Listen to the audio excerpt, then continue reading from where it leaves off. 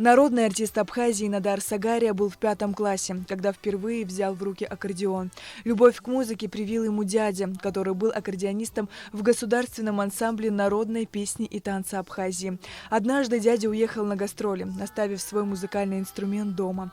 Любопытный и зачарованный звуками аккордеона маленький Надар взял инструмент и стал пытаться играть на нем. Однако подружиться с ним ему удалось не сразу. Играть на черных клавишах инструмента стало для него проблемой. И он стал сам подбирать музыку на белых клавишах. Мама говорит, что у него получается. Он когда приехал с гастроли, месяц посидел, позанимался черным клавишам, уже начал притрагиваться. Но для любого музыканта белые, потом они на черные клавиши переходишь, это всегда с таким, знаете, так бывает. Целеустремленный маленький музыкант спустя 1,5 месяца занятий с дядей научился играть не только на белых, но и черных клавишах.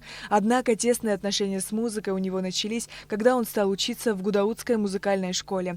После ее окончания Надар Сагария поступил в Сухумский институт. Его сразу же позвали играть в институтский оркестр. Затем пригласили в ансамбль Райда, а потом и в легендарную группу Апсны-67.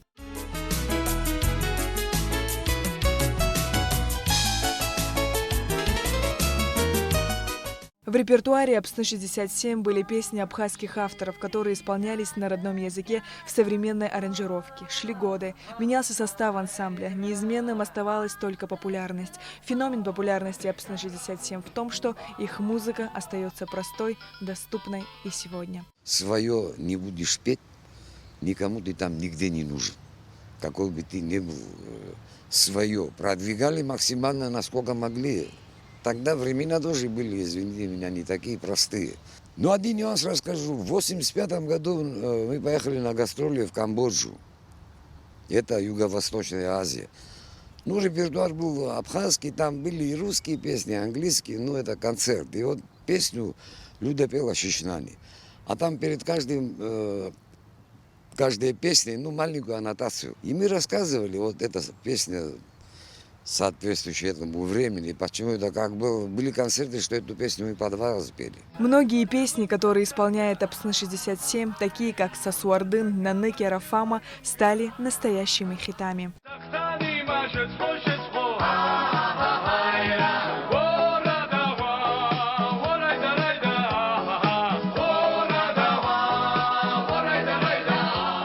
По мнению артиста, музыка – разнообразное и интересное искусство, в котором каждый находит свой жанр, стиль и ритм. В Советском Союзе выбор из групп, которые люди могли слушать, был невелик. Тем не менее, были талантливейшие музыканты, которые захватывали умы и сердца многих слушателей, говорит Надар Сагария. Раньше хорошую музыку в Абхазию приходила контрабанда, что вы понимали.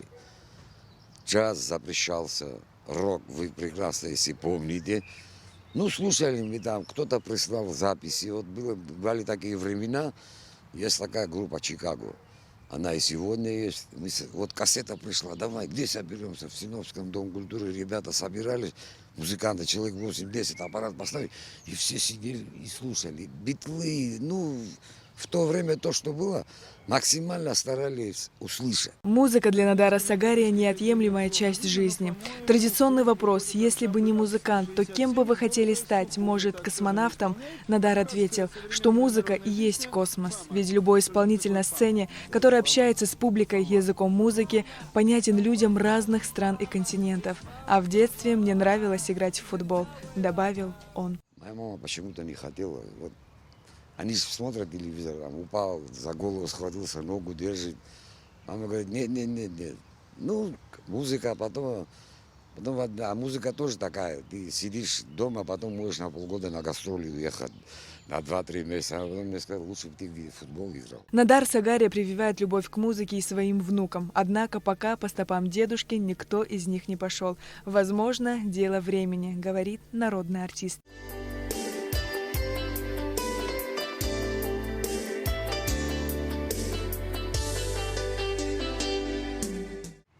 Средний внук, ну, дети же сейчас все, технологии сами знаете. И вот он как-то пришел, дедушка говорит, послушай музыку. И я так послушал, я говорю, Бага, это не та музыка.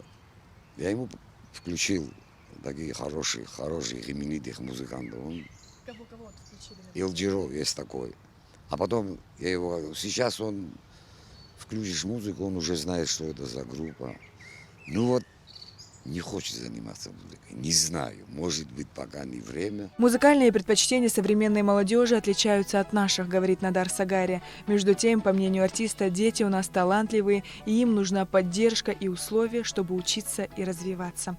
Люди, которые, так скажу, курируют искусство, спорт, без этого нету продвижения. Я пожелал бы, молодым музыкантам, им ничего не надо желать, они хотят. Они хотят, они могут.